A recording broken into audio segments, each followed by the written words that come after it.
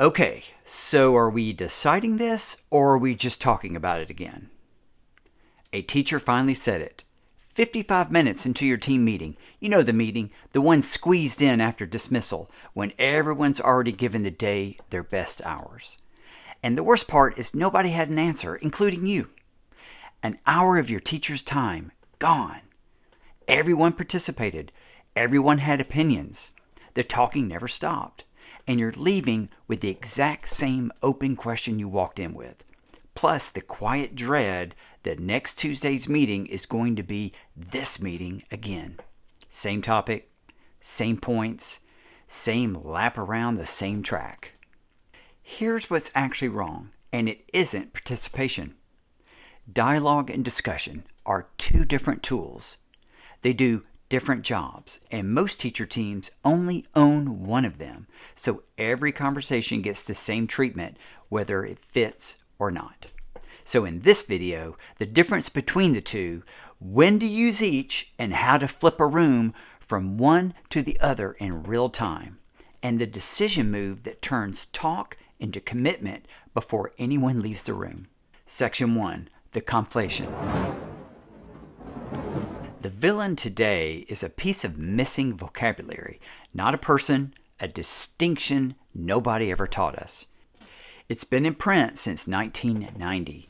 Peter Senge, in The Fifth Discipline, building on physicist David Bohm, separates two modes of talking that we treat as one.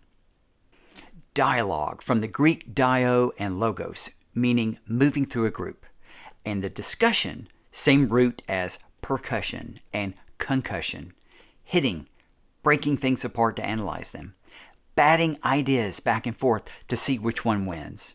And here's the crucial part. Neither one is bad. Discussion is how decisions get made. Dialogue is how understanding gets built. The failure isn't doing one of them. It's doing the wrong one for the moment. Or worse, doing both at once.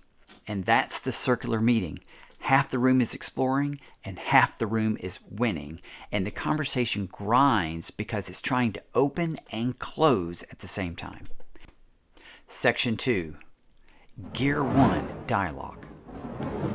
Gear 1 is dialogue. Its job is to open, surface every perspective, build shared understanding, get the actual complexity of the thing onto the table.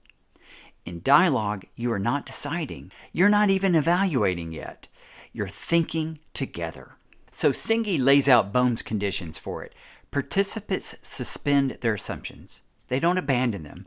They suspend them, hold them up where everyone can examine them. They treat each other as colleagues.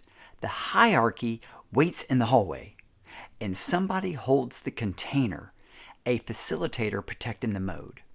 William Isaacs, who ran MIT's Dialogue Project, has the cleanest one-line definition I have found. Dialogue is a conversation with a center, not sides. Sit with that for a second. No sides, nothing to win. A center you're all looking into together. Now, how do you get a room of tired teachers into that mode on a Tuesday afternoon? Structure. Not vibes, structure. 3 protocols that force Gear 1. A chalk talk. You know, the silent protocol. Question on chart paper, markers, nobody speaks. It's written dialogue. And debate is physically impossible because no one's talking. And if you want the digital version, my free tool, Perspective Reveal, runs the same play from everyone's phone. Anonymous first, reveal together. I've got the link below. All right, the second protocol is called First Draft, Last Word. This is one of my spins on a classic protocol. Small groups, the presenter writes down the read of the issue first. It's private. That's their first draft. Then they share only the data point or the concern, not their interpretation. Everyone else responds, 1 minute each, no crosstalk. And the presenter speaks last, naming what changed between their first draft and what they just heard. The last part, here's how your thinking moved mine, is the whole point. It's collective thinking made visible. And the third protocol is 1, 2, for all. This is for divergent questions. Think alone, then in pairs, then in quads, then the whole room. A couple of videos ago, I used it as a safety structure. It's also a dialogue engine. When do you use Gear 1? Anytime the question is genuinely open. For example, what's underneath our 8th grade writing scores? What do we believe about homework? What would great co-teaching look like here? Divergent question is dialogue gear. Section 3, Gear 2, discussion. Gear 2 is discussion, and its job is to close, weigh options, advocate positions, converge, decide. Advocacy is welcome in Gear 2. It's supposed to be here. But good discussion is still a craft, and 2 ideas make it work. First, from crucial conversations, the pool of shared meaning, everything that's actually been said out loud, sitting in the middle of the room. And their finding is blunt. The bigger the pool, the smarter the decision, which means that Gear 2 runs on Gear 1's output. A team that decides without dialoguing first is deciding from a shallow pool, whatever the 2 most confident people happen to say. Second, from Susan Scott's fierce conversation, the beach ball. Every person on your team is standing on a different stripe of this ball. From your stripe, reality is blue. From the ELL teacher's stripe, it's yellow. From the counselor's stripe, it's red. And none of them are wrong. They're positioned. And here's Scott's punchline. A leader's job is not to be right, it's to get it right. Collect the stripes, then decide. Advocacy without the beach ball is just the blue stripe talking to itself. And remember Bill Torbert's rule from his book Action Inquiry: frame, advocate, illustrate, inquire. It still applies in Gear 2 with one distinction. In Gear 1, a question opens new ground. In Gear 2, a question pressure tests the proposal on the table. For example, what does this plan miss? Same tool, but a different job. Section 4, the shift and the groan. So we got 2 gears, now the clutch. Because knowing the gears isn't the skill, shifting is the skill. The first half of the shift is nearly free and almost nobody does it. Just name the gear out loud. At the top of the agenda, you might say, for the next 15 minutes, we're in dialogue. No evaluating, no deciding. We're just getting everything out on the table. And then explicitly, okay, we're shifting. We are now deciding. Advocacy is welcome.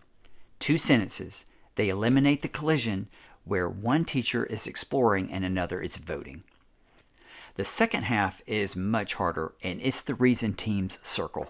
There's a facilitator named Sam Kainer in his book, Facilitator's Guide to Participatory Decision Making, and he has a diamond model of group decision making. Groups diverge. That's dialogue. The pool filling up. Then groups converge. That's discussion, closing towards a decision. And between the 2, Kainer shaded a middle zone and named it perfectly, the Groan Zone. Perspectives have multiplied. Nothing has resolved. Everyone's confused and slightly irritated, and the meeting feels like it's failing. It's not failing. That's what the middle of a real decision feels like. Circular meetings are what happen when teams hit the Groan Zone and flinch. They bail. They table it. Let's visit that next week. And next week, they rerun the divergent half from scratch, and they bail at the exact same point. 10 laps, no finish line. The fix costs 1 sentence, spoken right in the middle of the discomfort. This is the Groan Zone. The discomfort means we're close, not stuck. We're staying in it. Naming it converts the room's confusion from a fire alarm into a mile marker. In Section 5, the decision moves that produce commitment. The last piece, how Gear 2 actually closes. Because if you say, any objections? Great, we're agreed, is not a decision. It's a silence harvest. And you learned back in an earlier video exactly what that silence is made of. 3 closing moves in escalating weight. First is fist to 5 for speed.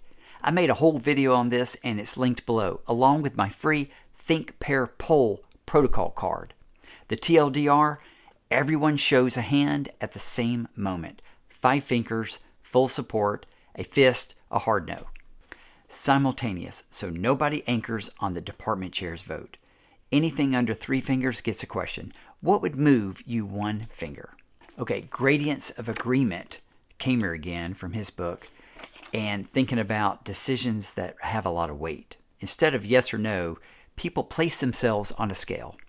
Enthusiastic endorsement, agreement with reservations, I need more discussions, I can't support this. It puts the honest middle on the table. I have reservations and I'll commit becomes something a teacher can actually say out loud, which is exactly the disagree and commit muscle most teams never build.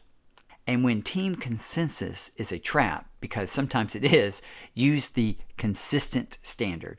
Not does everyone love it, instead, is it safe enough to try for 6 weeks with a review date? Perfect agreement is a luxury. A reversible experiment isn't.